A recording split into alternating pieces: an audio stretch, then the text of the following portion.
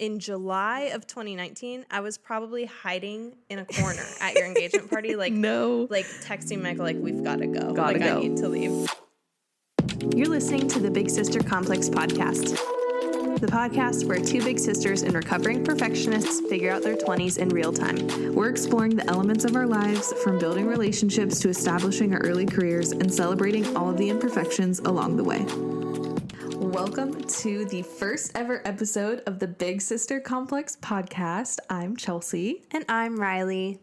We are so excited, you guys. This is our first episode. We're so excited to be doing this podcast. Thank you so much for tuning in. If you are listening, you might be wondering, what is a big sister complex? Something we both have. Yes, exactly. Chelsea and I are both big sisters. You'll hear more about that throughout. But something that we really bonded over is just how being a big sister kind of shapes who you are and how that shaped who we are in a lot of very similar ways. Yeah, we're both type A people, perfectionists. We love lists. We love plans. And we've quickly found that life doesn't always go to our plans.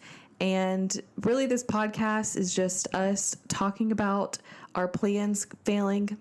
What are we doing? And just sharing our real life struggles as we're growing in our 20s. Yeah. So we're figuring out our 20s in real time, just accepting that life is not perfect, even if you're a perfectionist. Fun fact. And having fun with it along the way. We're just embracing all the crazy and wanting to share some fun stories and talk with you guys. So we're super excited. Chelsea, tell me a little bit about yourself. My name is Chelsea. I am married to Drew. He is the best thing that's ever happened to me. I have a daughter named Blair who, when we're recording this, is 8 months old. I work as an executive assistant for the best bosses in the entire world. They're just cute 60-year-old couple who have like a couple businesses, and I want to be like them when I'm their age. I also, fun fact, manage a portfolio of real estate for one of our friends of a friend's and kind of want to break into the property management realm. So that's just a little bit about me. I also am the big sister to two sisters. I'm Rilee. I am married to Michael.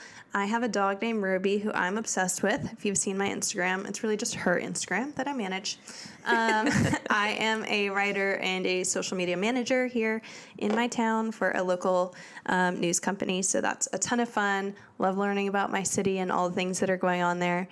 Let's see. Outside of that, I am a big sister to two little brothers. So Chelsea has two little sisters. I have two little brothers. We'll get into all the dynamics there as well. Chelsea, what is something people might be surprised to learn about you? Okay, this is my favorite thing to talk about. Okay. I played in an international tennis tournament. That's crazy. In 7th grade. And where was that? In Austria. In 7th grade? In 7th grade.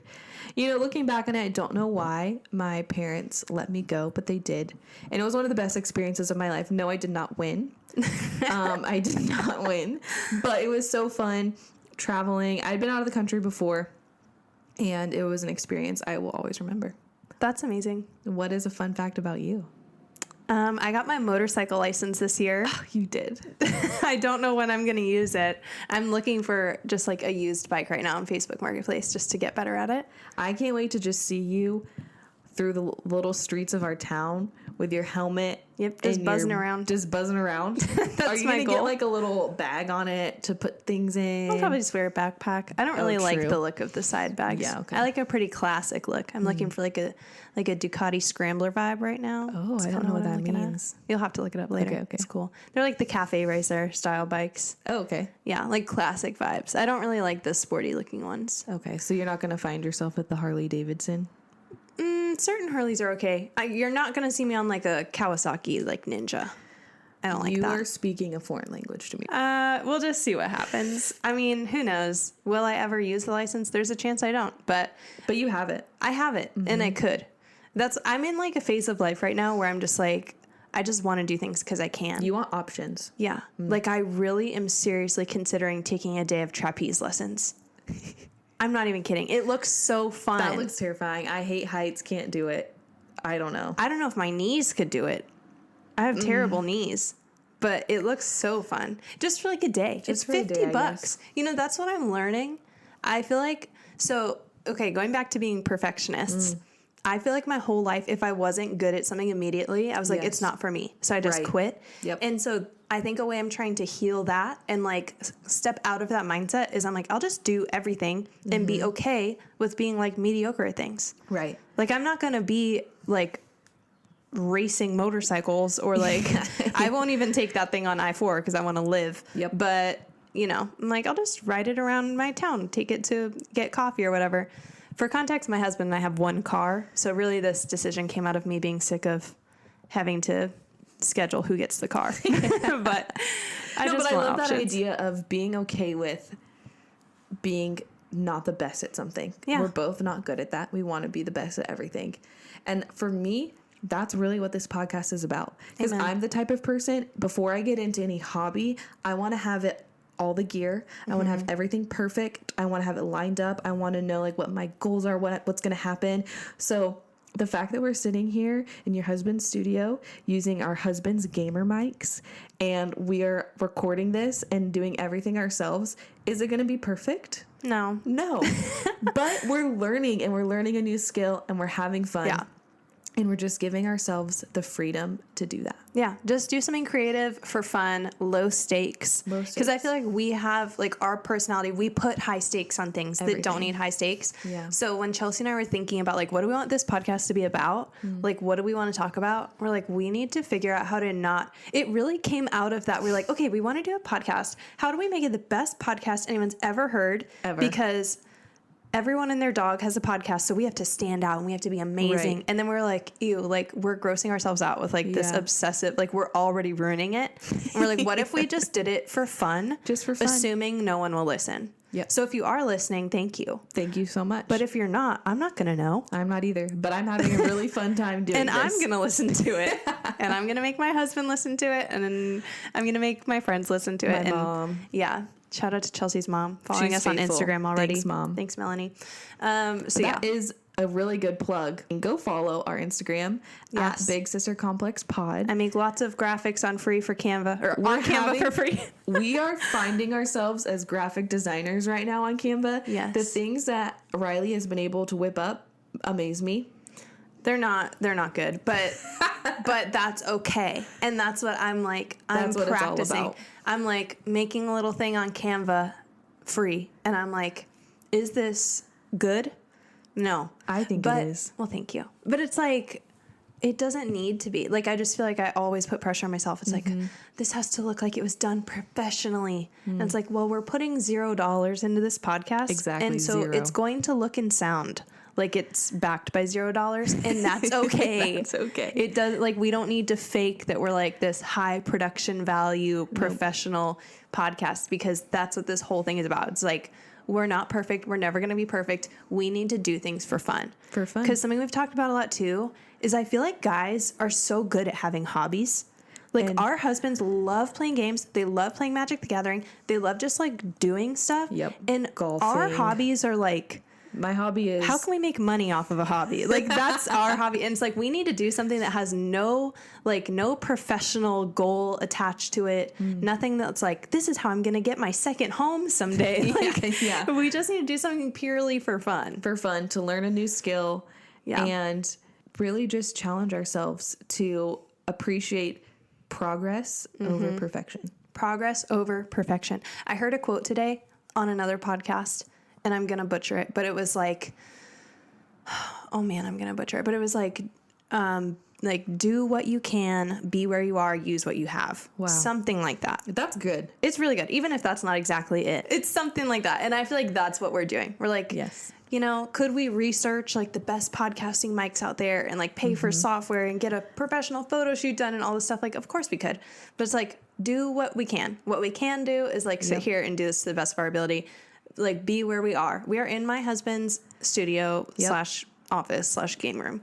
And we're just like vibing. Yeah. And we're just going to have fun with it and just not be so caught up in being perfectionists. So we would love for you guys to follow us, follow the journey, listen to the episodes. And we really can't wait for you to hear this first episode that we recorded where we talk about the story of how we first met. Yeah. Speaking of not perfect.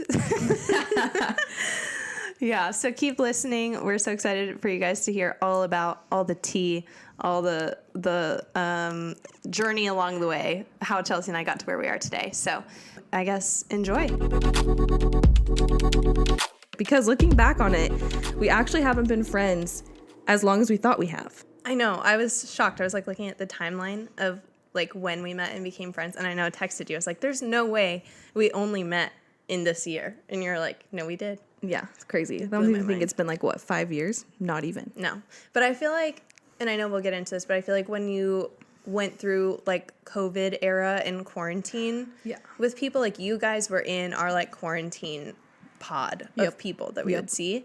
And I feel like that like relationships just exponentially deepened during that time because you were only seeing such a small group of people. Yeah, and that year felt like 3 or 4 years, so it felt like time. Let's not go back. Oh, God, never. Okay, so let's kind of just dive in. Chelsea, do you want to start us off? Yeah. Okay. So I think we need to set the scene. Yes. It's 2018, the fall of 2018, right? That's kind of where it all begins. Page 1. Page 1. I'm starting to date my now husband, Drew. You're starting to date your now husband, Michael. Mm-hmm. And that's like how we meet. Yes. Through our husbands. Through those good old boys. God bless them. Playing video games somewhere. Oh my gosh. Yes.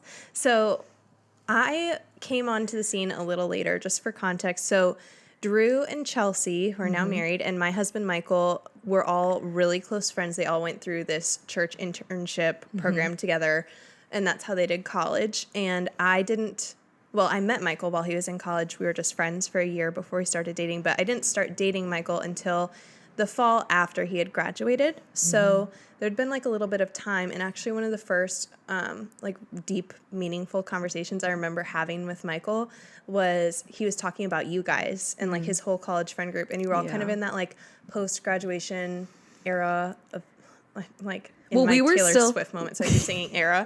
But you guys like were all post-grad and kind of like figuring out your lives. Well, Michael was post-grad. We were all still in school. Okay, that makes more sense. So he was like all the people he was roommates with were still in the same program, and he was out of it. So it's like that weird life. That makes way more sense. I had in my head that you guys all graduated together. No, we graduated the next year. Yeah, so he was definitely kind of off on his own, and I remember it like it was yesterday. We were sitting in his Jeep, now our Jeep, at Wawa. Jeep that I hate, if you know, you know. We were sitting in the Jeep at Wawa eating like ices or something, and he was talking to me about you guys and how he like just really missed hanging out with his friends, and I was like, you should reach out to them and like ask them to hang out. I'm sure they miss you and like want to hang out with you. And I feel like that is how like the snowball of our friendship kind of like got pushed off the hill, at least from my perspective. Yeah. I wrote this down, and I like my first memory of you was just like I knew out there in the like realm Michael was talking to someone, but he was like a very secretive guy, and like he's very private. Very private. Yeah. So I was like, yeah, not secretive, private. But but he's the type of guy where it's like if he was gonna bring you around, it was like, okay, this is her. And so we kind of knew he was talking to this girl, and then I remember he posted you like a very casual photo on his story because you guys are going to not the concert, the movie on the lawn. Yes. Maybe he had posted you before, but that was like one of the first ones that I was like, oh, this girl's around. I remember the picture he posted. It was me putting blankets in the trunk of my like car. Those like Mexican, like really cool looking blankets. Yeah. Yeah, like the iconic beach blanket. Yeah. Yeah. That was our last date that we went on before we like became official like girlfriend and boyfriend. And so I feel like maybe that's why he posted it. I don't know. He was like feeling pretty confident at that point. But yeah, so we started dating. It was October 30th of 2018, and I had known who you guys all were, obviously, because I'd been going to the church where you guys were interning and like had seen you around. But I was honestly like super intimidated by you, which I know we've talked about a lot since, and we'll get into it more. But I just kind of feel like I skirted around, and I had my own group of friends who weren't in the internship, and I feel like the internship was a very like I don't want to say like secluded, but you guys were all just also busy, and you were doing so much all the time. Like you were there all day. You all lived together. You did school together, and so if you weren't in that kind of world, it was like hard to get to know the people in that world. Yeah, it's like a completely different world. Yeah, so I kind of had my own friends and whatever, but I knew who you guys were. And I remember after Michael and I started dating, I was like, well, these are his people. So, like, I need to make more of an effort. Because also, like, before Michael and I were dating, I avoided him like the plague at church. I don't know why, like, I would see him and I'd be like, awkward wave, run away, like, bye, see you later. Because it just felt like such an important environment to him. And I knew so many of the people that were there. Like, he really cared about what they thought, and it was just, like, all of his favorite people, and it was just very, like, high pressure for me to be seen with him. Yeah. It's like meeting his parents, essentially. That's how it felt, and I was just, like, not ready for that. And it's because a lot of people just knew who he was. Yeah. So it was kind of like, it was a high-pressure scene. Yeah. He's just one of those nice guys that everyone loves, and, I mean, I like to think I'm nice, too, but I'm much more introverted than he is, and he's happy to, like, talk to everyone. So being around him at that time was kind of, like, daunting. So it was like, okay, I'm going to interact with 50 people and they all love him because he's just like a golden retriever, precious sunshine boy. And so it just felt like everyone was very protective of him. It was just a lot for me to be like around you guys at the time. But when we started dating, I know I made more of a kind of effort to like be open to being around you guys. And I feel like that was where kind of I hit a wall of like not being able to break into that world as easily as I thought I was going to be able to. Yeah, and from, I think, that friend group, I don't know how accepting we were to, like, invite you in. Which, like, looking back, like, makes me so sad. Like, I don't know why, but, like, we've said, like, we didn't like each other, but we also weren't, like, each other's biggest fan. We were just kind of like, I don't really think I like that girl. Right. And I don't know why. But it was like, I don't think I like her. It definitely was not, like, a instantaneous, like, oh, my gosh, new friend, like, no. I feel so comfortable. No. It was more of like okay, I just met this girl and I have mixed feelings and a lot of fear.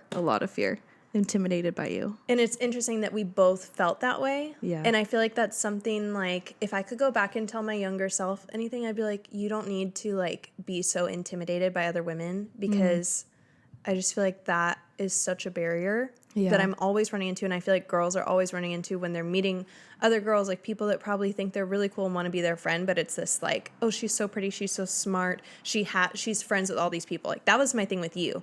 I was like new girl on the scene, very recently started dating Michael, who I was like in love with already, and I was terrified of like doing anything that would be perceived as like not up to his standard, which is so funny now because he adores me. I know he does. So he loves you. But at the time, I was like, okay, well, I just met Chelsea, but she's like already besties with everyone. She's like everything I wish I was from like a leadership standpoint and just like a character standpoint. And I wish I could go back and be like, that means you should be friends with that girl, my gosh, you dunce. But I was like, oh, I love everything about this person, and I hate that for me, and I hate that for her, and I'm jealous, so I'm gonna hide from her and like not be her friend. Well, okay, I think it's funny because I don't know how this came about, and maybe this was like Michael's nickname for you, okay, my husband and Michael were college roommates. Like, they lived together, and then like all those guys, it was like a house of 6 of them. It was crazy. And for some reason, you were known as Hot Girl Rilee. Nuh-uh. Yes. No way. And I don't know if that was like the nickname Michael gave you. So I was talking about it with Drew. I was like, Drew, like, what is my earliest memories with Rilee? He was like, oh yeah, I remember we would just call her Hot Girl Rilee. And I was like, okay, Hot Girl Rilee. But I think that speaks to like how you're talking about, oh, she was someone that I thought was cool. It's like this basis of I'm insecure in this area. And so when I see someone else being that, it makes me feel even more secure. So you know what I'm saying? So it was kind of like the basis, like we should have been friends a long time ago. Yes. But it was like we were both insecure in different areas. Well, the guys really screwed me with that nickname. Well, no, they did. Like, Hot Girl Rilee. That doesn't make it easy to... Okay, but it's funny you say that because someone that I know, who I'm not going to name on the podcast, but I'll tell you later, I found an old voice recording that Michael had sent or he showed me. I wasn't like snooping through old voice memos, but he had sent a voice text to this person, and the person responded, and they were like, using code names for me, but it was very apparent that it was me because the code name was Hot Redhead Friend. That's And funny. I was like, well, you don't know any other redheads. or you don't have any other redhead friends. So I That's was me. like, that's me. And also now we're married, so I know it was me, or I really hope it was me. But from the context of, anyway, so I think that's probably something Michael and that person started, and it somehow got back to you. I think it was just like probably Drew. Drew tells me everything. Nothing's safe. Nothing's Nothing if it was safe. Drew, I would have named that name right here because we're already talking about it. Was not Drew. But Not Drew. anyway, yeah, I feel like that intimidation is so hard for girls to get around. And I wish that we could just, you can't go back and like make up for lost time. And obviously we're like best friends now. So that's awesome. Love that for us. But if there was anything I could go back and do, I would like sit us both down and be like, you have so much in common. Yep. So much that we'll get into in future episodes of this So podcast. much. And you should just be friends and just get over yourselves because you're both smart and funny and beautiful people. Yeah. I feel like for me, our friendship began to evolve around like my engagement season. Yes. And I don't know. Okay. Were you at my engagement party at Cobb and Pin? No. Were you invited? Wait, was I at your engagement party? I feel like everyone in that time of our lives, everyone did their birthday and engagement and all those parties at Cobb and Pen. Yeah, so I always. Well, because Michael like was there because I look back at Maybe photos. we stopped by like very briefly. But there you were not in any of the photos. But I wouldn't have wanted to be. I don't remember if you were there or not. But basically, I got engaged in July and then like in Africa and we came back. Wait, what year? 2019. Okay. Then yeah, I was probably there because then Michael and I had been dating for like 9 or 10 months at that point. Yeah. So I got engaged, came back from Africa, and like the next day was that engagement party. Yes. Okay, yes. I was there. I remember that. And that just goes to show how long it took Chelsea and I to become friends. Yeah. Because we this whole time of like Chelsea starting to date Drew, me starting to date Michael, him bringing me around and like feeling a lot of resistance from this friend group. That was in fall of 2018. In July of 2019, I was probably hiding in a corner at your engagement party. Like, No. Like texting Michael, like, we've got to go. Gotta go. I need to leave. I'm so anxious. That makes me so sad. That's like 7, 8, 9 months. We just were not friends. Well, think of all the double dates we could have gone on. I know, but we have a lifetime of them now. That's true. So my favorite story with your engagement season is this is so funny to me. I remember vividly getting a text on my phone, and I don't remember which came first. I think it was your bridal shower came first. I was put in a group text about Chelsea's bridal shower, and I was like, that's odd. Like, not like that I didn't like hate you, and I wasn't like, oh, why would I go to that? But I was just so surprised. Yeah, because you were definitely like a friend, like on the outer tier. Yeah, like if you have circles of friends, it was like the very like okay. And I was very aware. Like I was very much like, oh, that's Michael's girlfriend, Rilee. Like I was not like hanging out at the group hangs and like not in the group text. Like I was just like there when he brought me around, and we really didn't hang out with you guys. Like No. we did not. We weren't doing big like group parties or hanging out at that time. It was like Michael and I would hang out, and then he would go hang out like with his guy friends, but I never met like the girlfriends or wives of his guy friends like in that kind of context. So anyway, I got that text and I was like, suspicious, but okay. And I wrote this in my notes that we've since abandoned, but I remember writing it down because I was like, this is so funny. I agonized for like a week over what to get you for your gift. And I'm like, in hindsight, I don't know why I didn't think to look at your like registry. That would have been an easy solution. Maybe someone didn't send it to me, or I didn't know where to find it or whatever, but I just remember being so anxious and like running all these ideas by Michael of like what to get you guys, and he was like, just pick something, like they're not gonna care, they're getting a ton of gifts, and like if they don't like it, they'll get something else, they'll exchange it, they'll regift it, whatever. And I was like, no, it has to be perfect, because I was like very aware. I was like, I'm on the edge. Like if I get her a bad gift, like it's over. Like they're gonna kick me off this cliff and feel nothing. Okay, but sometimes as girls, we can be a little judgmental that way. Yeah, I feel like it was a valid fear. It's a very not valid to say anything fear about you, but I'm just no, like, I there's feel a like that's reason in I felt general. that Like way. I stress over wedding presents today. Yeah. Like, is this present gonna show the person how much I care about them? Yeah. Is my present too big? Oh, for real. Is it too small? Not enough. Not what they want. Not the right color. Not the right size. Gosh, yeah. So I got you a wine bottle like holder Yep. thing. Yep. Which I think you guys still have. We I still just saw it use at your today. house. So I did okay. And for our wedding, you got us a mirror. Yes. Which is currently hanging in Blair's room. Yes. Blair's my daughter. That. Beautiful baby Blair. Yeah. The queen. That's just a sidetrack note. We'll talk more about Blair. So I got you that, and I remember driving to your bridal shower, and I remember it was in someone's house here in town, and I circled the block. Also, at this point in my life, this is no longer the case because now I'm married to Michael, who's chronically late to everything. But at this point in my life, I was like chronically punctual, like to the point where it actually annoyed me because I could not help.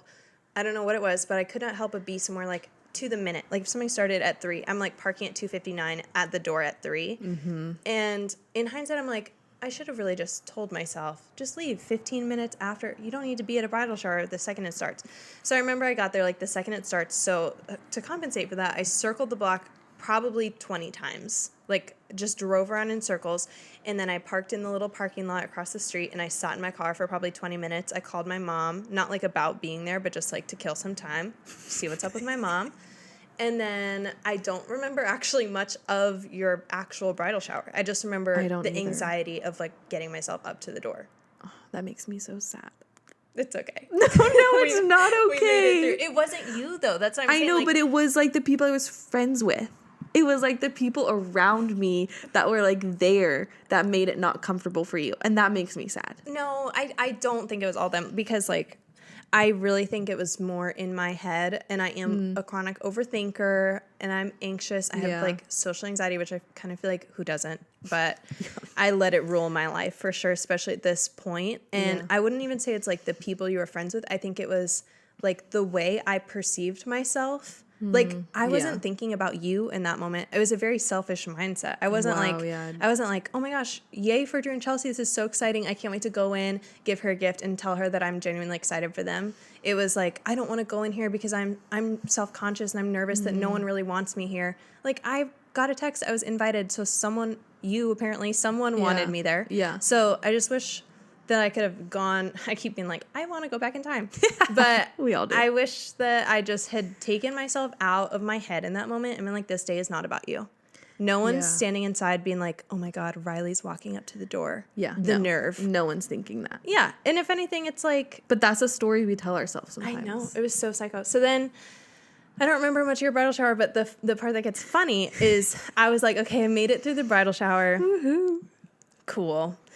And then, like, probably a couple weeks later, I got a text. I was in another group text, and it was about your bachelorette party. Yes. And it was an overnight bachelorette party in Orlando. Yep. And I went to Michael, and I was like, this is so embarrassing. Like, they put me in this group text on accident. Like, I'm not even joking. I was 100% certain. I was like, they put me in this group text for Chelsea's bachelorette party on accident. They must have accidentally pulled my number out of the bridal shower text. Like, I'm mortified. How am I going to tell them that I'm in this thread? Like, they're probably all sitting in a room somewhere laughing their heads off about how I'm in this text and about how they're going to like uninvite me and it's going to be so funny. Like, that was what was in my head. I was that makes me feel so sad. We've talked about this before though, haven't we? Yes, we have, but it's like, ugh. I think I haven't gone into this much detail of my brain. So anyway, I feel like I'm talking a lot, but all that to say, I decided to just go to the dinner because you were doing a dinner in Orlando and then you guys were staying over. And I was like, my thought process was this. I was like, okay, if I show up to the dinner and I walk in, the worst thing is they're going to be like, why is she here? Awkward. And then someone's going to be like, oh my God, no, her number's in the text. Yeah. So awkward. And then I just have dinner with you guys and then just like gracefully depart and let you like go hang out with your real friends. Oh. But I actually feel like at that dinner, like a huge like block of the iceberg between us got chipped off. Yeah. Which is because so we sat next to each other. Yeah. Which was like that was the worst night of my life. And not because it was like we partied it up and like I don't remember anything. It was the worst night of my life for just like drama that I wasn't even involved in, but somehow it was like around me or whatever. It was not fun. I feel like in a way we bonded because I also didn't know what drama was going on. I was just like scared to be there. And so we just kind of I don't even remember what we talked about, but I just remember we chatted. It was like I was sitting next to my sister and I think my sister and like you. Yeah. Which I'm like, why was I sitting next to you? I feel like I was the you were my saving grace person to sit next to. No, it was my saving grace. Okay, so I was like, why did I invite Rilee to my bachelorette party? Yeah, why? And she's like, yeah, I've been wondering this whole time. I was thinking, I think it really was just something clicked in my brain where I was like, oh, Riley's the one for Michael.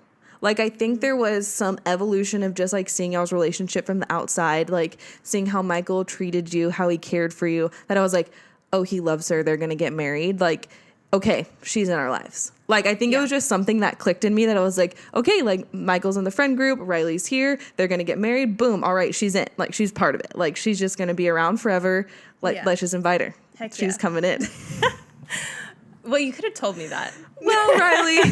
I'm kidding. I wish I would have. I probably would have been a little freaked out if you were like, we don't know each other that well, but I know that you and Michael are going to get married. And so if I would have told you that, then I would have probably that would have been terrible. Chelsea's trying to sabotage our relationship by getting in my head. No, but yeah, that's like my biggest memory. And then I don't have much memory of what happened between your bachelorette and your wedding, well, but because it was something had to so have happened. We had to have had a couple double dates or hung out because we have a photo together of the four of us at your wedding. Yep. And we would not have that if we hadn't hung out at all. Okay. Well, I intentionally remember thinking in my head, who do I want photos with tonight? Who are going to be like a part of our lives? And I remember telling Drew, we have to get a photo with Michael and Rilee. And I don't remember, Christian was our photographer. Yeah. I remember being like, we have to get a photo with them. And like, we were on the dance floor and we just like stepped aside and grabbed a photo with you guys. I don't really have that many photos like with other people besides my like bridal party, like looking back on my photos. I don't either. As you're saying that, I'm like, I should have taken more pictures. Yeah, I didn't think about that. But I just remember I was like, I need a photo with them. Yeah. I looked at it the other day because you put it in that folder that we have. Yeah. But yeah, I feel like something clicked when you guys got married. And I think it was just kind of like how you were saying, like this finality that you felt about me being in Michael's life, like something about you two getting married and being like best friends with Michael. Like at that point, obviously I hoped that we would get married and I hoped that we'd stay together, but I didn't know. But I did know that you guys were really important to him. Yeah. And that like something about you guys getting married and just being this like strong unit, I was like, well, let's just align ourselves with that. Like we didn't really have any other couple friends at the time. Yeah. And so, and then shortly after that wedding happened, which I'm like, this is what's crazy. It went within 6 months from me being like, oh no, I'm invited on accident to Chelsea's bridal shower and bachelorette party to us being like quarantine buddies. Being quarantine buddies. Yeah. It happened so fast. And I really just feel like it was like, I don't know. I don't want to say we ever had this like, because we never even had a big conversation. Like we never even had a big like heart to heart. It just kind of happened. And I feel like it was maybe just a little bit of each of us internally being like, all right, like this girl's around, so like let's make the best out of it and like let's just become friends. And then I do feel like it was pretty easy once we got talking because we didn't really ever talk that much. So I think hanging out and just talking about our lives and getting to know each other became a lot easier to like each other. Well, once Drew and I got married, it's like a weird thing when you're the first one in your friend group to get married, right? Because it's like all of... I wouldn't know. We were like the last. Okay, well, all of like... Imagine what you experienced with the opposites. Like all of my friends were single. So they're like, oh, I'm going to go on a date with this boy, or let's go do this, let's go do that. And I'm like, I would rather stay at home and watch Gossip Girl with my husband. Like that's just where I was at. Like I was in the honeymoon phase. Like we had just gotten married. I wanted to be in my home with like my husband. And so a lot of the people I was friends with weren't in that season and they didn't have relationships that were serious at all. And so not that you like leave those people and you're not friends with them, but it's almost like your lives are on different trajectories. And so it's hard to like align your evenings or days because your schedules are different or you're whatever in different school or something like that. So I remember you guys are our first like serious couple friends because I was like, oh, who can we invite over that's like, and when you find a good couple friend where it's like, it's just so nice. The husband and the wife are good to be around because sometimes it's like one or the other. Yeah. And it's like, I feel really blessed that we have like a solid group of good couple friends where it's like, I actually enjoy hanging out with every person there. Yes, because I feel like sometimes it's like, oh, all the wives are friends and their husbands are just here or vice versa. Or it's like there's drama between this couple and this couple. Like we are so blessed with our friend group that I'm so thankful. Like we could just cherry pick any random sampling of like the 8 of us and we would get 10 along. Or however many and like anyone could hang out. It's the best. Thank goodness for that. But like it's crazy that a couple years ago that like did not exist for us. Like it was just us 4. It was just us 4. And I just remember being, and also even though you guys weren't married, you just were like way mature and like in like this, you were both working full-time jobs. You're both teachers. So, right? Yeah. Yeah. So it was Sorry. like, The memory of me being a teacher is still so triggering. you're like, oh I'm like, gosh, no, I don't wasn't. talk about it.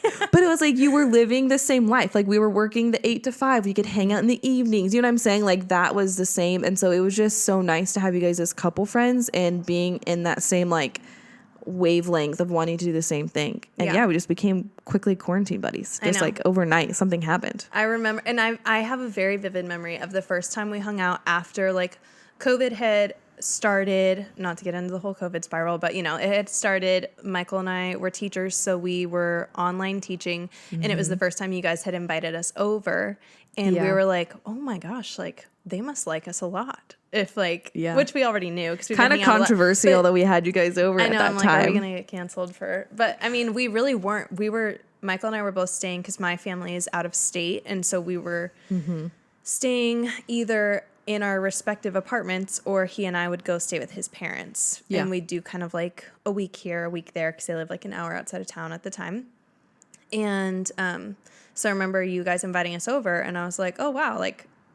It said a lot at that time in society to like ask someone to hang out in person because you just never knew like how Did not people know felt about yeah, it. no, And not so at all. it just communicated to us like, oh, we're really good friends. And I feel like when we kind of became those people for each other where it's like, I'm not going to see a lot of people, but like, I know we're going to see Drew and Chelsea. Like that just really solidified like the like, gosh, I'm losing word. Like the sturdiness of our group. Yep, It was of our like I friendship. can count on these people, and then in doing that, and also Catan, I feel like played a huge role. Catan really was the reason why. It builds and destroys At relationships the same time. That should be on the box. Build that really You're should be their welcome, new Catan. slogan. Yeah. Yeah.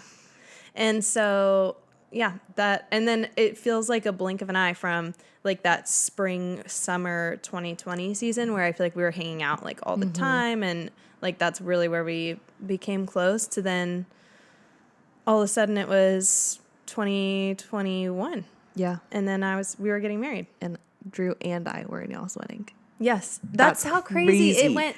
So you guys got married in 2019, 2020. Beginning of 2020. 2020 in January. Yep. January 30th. Yes. Wow, I'm a good friend. Imagine me not remembering my own anniversary. We would edit it out. Yeah, so you guys got married January 30th, 2020, and Michael and I got married July 1st of 2021. And we went from in that year and a half Yeah. of like me being like, wow, I'm invited to Chelsea's wedding. That's so fun. Like, let's grab a picture and off to Mexico. Enjoy your honeymoon. To like, Drew was one of, which I always knew, like Drew obviously was always going college to be, you roomies. know, Yeah. whatever. This isn't about them. No. This is about us. And we went from like, I just feel like such a prolonged period of like awkwardness and intimidation and fear and anxiety. Like, I'm just so thankful that it didn't take us as long to shake that off as Yeah. it did to build that weirdness. Yeah. And we went from all of that time, like a year probably Yeah. of that, I think it was like a full year. to then a year and a half later, you're like one of my bridesmaids helping plan Yeah. all my wedding stuff. And we see you guys, like you walked in my house today and saw my dog and you're like, I've seen you every day for the last 5 days For in the a row. last 5 days, Like, Ruby. that is crazy. I don't know, man. Yeah. So for a long time in college, that was my biggest like hurdle, was I would make really good friends, and then, but it'd be for like a year or like a semester, because then they'd Yeah. leave or they'd go study abroad or whatever, which I was like, oh my God, happy for you guys. Right. But I just never really felt like I had a stable group of friends Yeah. in college. And that was actually something that I remember Michael, after I graduated, he was talking to me about, you know, like entering into my career and just like this kind of new phase of life. And he said to me, he was like, I'm really like praying for you that you get like some good friendships. Cause I was so scared. I was like, I feel like everyone makes their lifelong friends in college. And I have good friends. That's helpful. I have like friends that I had in college, and you know, like tons of my bridesmaids were friends I made in college, and they're all amazing and I love them. But I didn't have any like, oh, I hang out with you every week. Like I call you when I need you, like constant friends. Yeah. And so that was something that Michael was like really thinking about for me. He was like, I don't think it's too late for you to get those people. No. But I just never would have expected that it would be you. No. In like the best way possible. It was like the best surprise. The best surprise. You know, I think it's really beautiful because It's not this like glamorous, we've been best friends since middle school story. It kind of has some pain, some hurt, some like awkward moments, but I think that's life. And I think it's just about choosing to like lean into those moments. And at some point we both just had to say to ourselves, I have to get over myself. Yes. Like totally. we both just had to like get over ourselves. We had to get over our own insecurities or like that awkwardness of like making an adult friend. And now, thank goodness we did that, because our friendship is so deep and like it is a blessing in like so many different areas of our lives.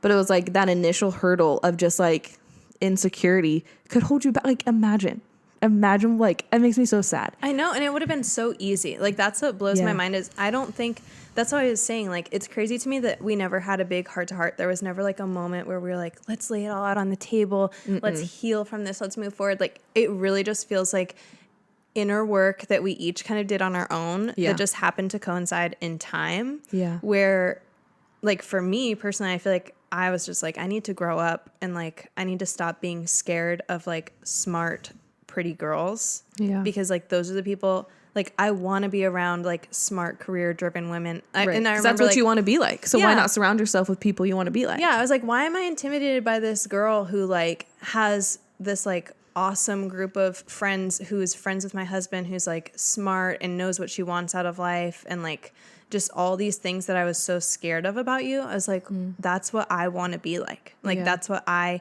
want people in my life who are like that. I don't want, and not saying I had people in my life who are the opposite. Like, I've always had amazing friends, but there's just something about you that like scared me a lot. Yeah. And it would have been easy, I think, for either of us to just be like, oh, well, she took Michael away from our friend group, so I don't like her. Right. Or, like, she is, you know, like, she's not welcoming me into her friend group, so, like, forget about her. Like, I think we both just had to humble ourselves a lot. Yeah. I would go back and tell myself, you can never have too many friends. Yeah. I think I was just content in the relationships that I had. And it was almost like when you're comfortable, it's like, why try? Yeah. Yeah, honestly, because it was like I had friends here, I had friends there. So it's like, putting in effort to build a relationship like that, you have to put in a lot of effort. Like it's it's hard. Like you have to kind of, even though we both did our own internal work, like that was still hard work that we had to do to make our friendship happen. Yeah.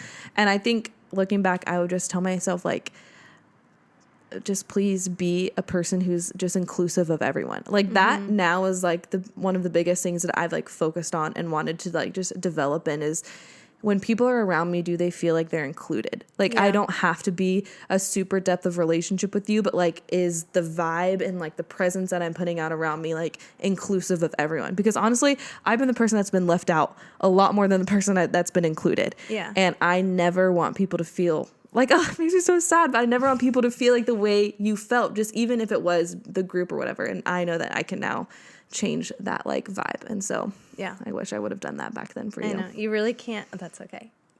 we worked it all out, but you can't ever have too many friends. And I feel like, especially me as like more of an introverted person, I fall into the same thing, except for me, it's less of like, I'm not feeling like I want to include someone. And it's more like, I don't want to put myself out there. Even though it was awkward and I probably hated every second of it, if I was at your engagement party and your bridal shower and everything, like, thank God I did that, because it probably was awkward. Like, I probably looked uncomfortable. There were probably people at the table who were like, why is Rilee here?